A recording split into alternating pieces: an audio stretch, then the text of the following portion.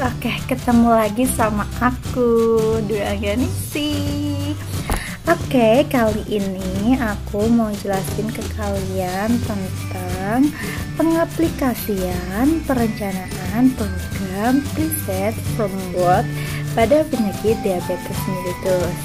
Nah, langsung aja ya kita lihat tentang penjelasannya.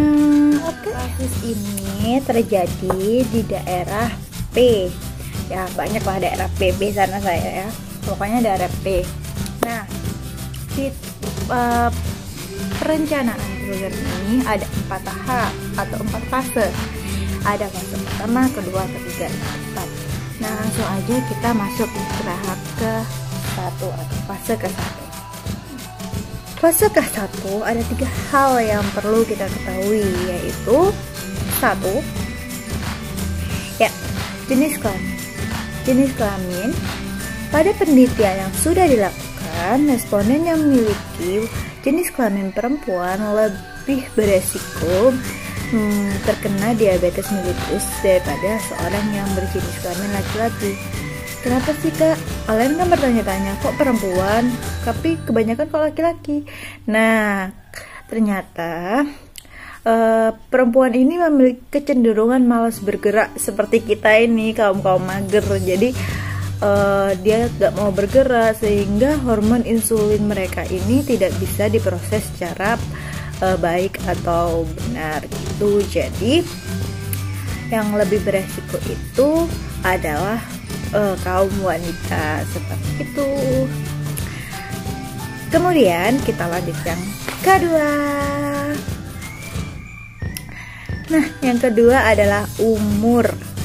Ya, kenapa sih kak umur? Iya, soalnya dari penelitian yang sudah dilakukan, responden yang memiliki usia di atas 60 tahun itu itu lebih beresiko terkena diabetes, atau orang-orang yang dikatakan lansia.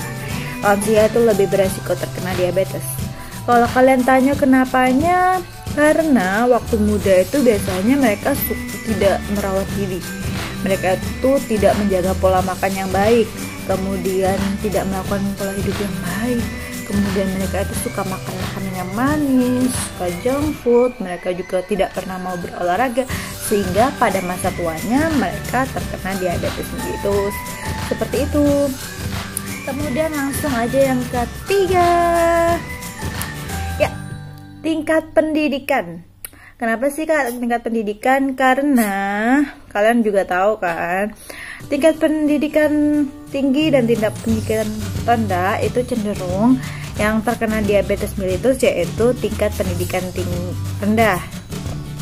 Nah, kenapa kok nggak yang tinggi kak? Karena seorang yang memiliki tingkat pendidikan yang tinggi itu lebih memiliki pengetahuan lengkap tentang diabetes mellitus, sehingga mereka itu terhindar dari penyakit diabetes mellitus.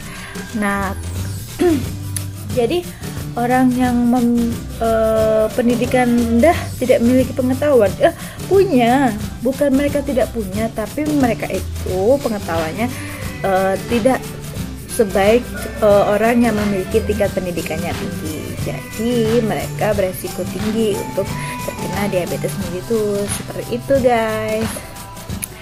Nah, langsung aja kita ke fase yang kedua. Tahap kedua ini kita harus memahami tentang 4 hal. 4 hal itu apa aja sih kak? Kalian bertanya-tanya kan? Langsung aja kita jelasin. 4 hal itu yang pertama adalah keturunan. Kenapa kok keturunan kak?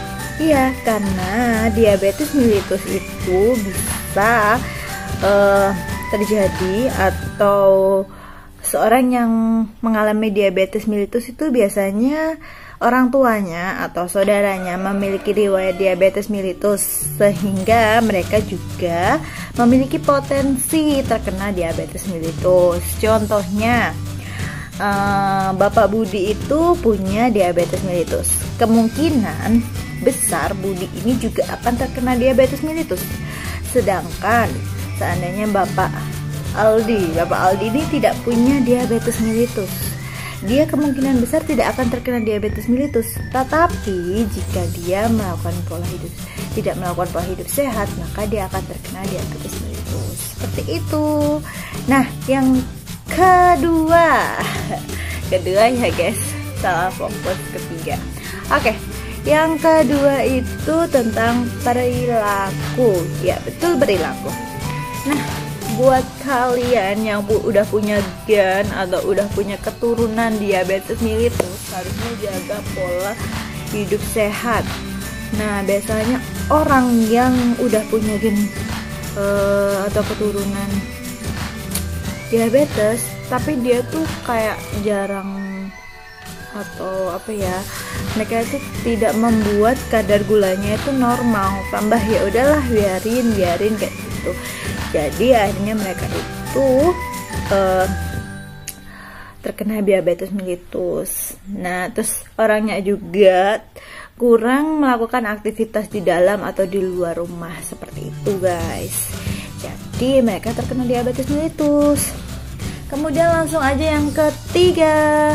Oke, yang ketiga itu adalah lingkungan. Iya, lingkungan. Biasanya orang yang terkena diabetes mellitus itu memiliki lingkungan yang acuh. Kenapa sih kak kok acuh? Iya, karena mereka keluarga atau tetangga mereka itu kurang memperhatikan, memperhatikan orang yang beresiko terkena diabetes itu. Mereka itu membiarkan orang tersebut makan makanan yang manis, tidak mau olahraga, minum minuman yang manis. Jadi mereka akhirnya terkena diabetes mellitus. Seperti itu. Oke, langsung aja yang keempat. Apa sih kak yang keempat? Ya, yang keempat adalah pelayanan kesehatan. Biasanya kurang promosi kesehatan, seperti edukasi tentang pentingnya dukungan keluarga dan aktivitas fisik di suatu daerah.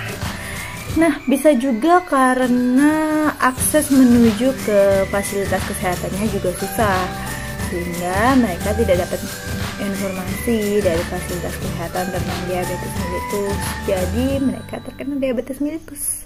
Seperti itu. Oke, kita langsung ke tahap yang ketiga. Di tahap ketiga ini ada 3 hal yang perlu kita ketahui. Yang pertama itu biasanya mereka itu kurang kesadaran akan melakukan pola hidup sehat. Kemudian juga mereka kurang pengetahuan tentang penyakit DM, sehingga mereka terkena diabetes mellitus. Kemudian yang kedua, biasanya itu yang keluarga mereka itu kurang sadar akan memberitahu pengetahuan terbaru tentang diabetes mellitus, sehingga mereka itu ya tahu-tahunya cuma itu aja, diabetes itu disebabkan karena ini. Padahal diabetes mellitus itu banyak banget penyebabnya. Jadi mereka cuma tahu, oh diabetes mellitus itu karena makan makanan manis, minum minuman manis. Tapi mereka nggak tahu ternyata diabetes mellitus itu juga bisa karena orangnya tidak mau melakukan pola hidup sehat, olahraga atau apapun itu. Nah, mereka cuma tahu seperti itu. Nah, kemudian yang ketiga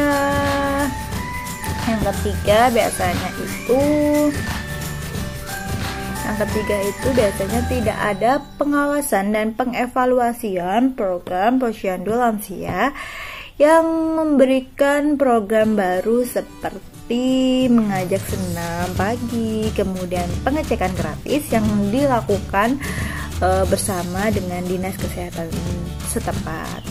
Nah, langsung aja kita lanjut ke fase keempat. Biasanya itu fasilitas kesehatan itu tidak melakukan atau mengecek ulang siapa saja yang terkena diabetes mellitus. Mereka lebih identik melihat daftar riwayat jalan atau daftar riwayat inap, sehingga mereka tidak tahu seberapa banyak atau siapa aja sih yang terkena diabetes. Mereka lebih identik yang udah melakukan lewat inap atau lewat jalan saja. seperti itu. Terima kasih sudah mendengarkan saya berceramah. Semoga bermanfaat. Kalau ada salah kata mohon dimaafkan. Wassalamualaikum warahmatullahi wabarakatuh.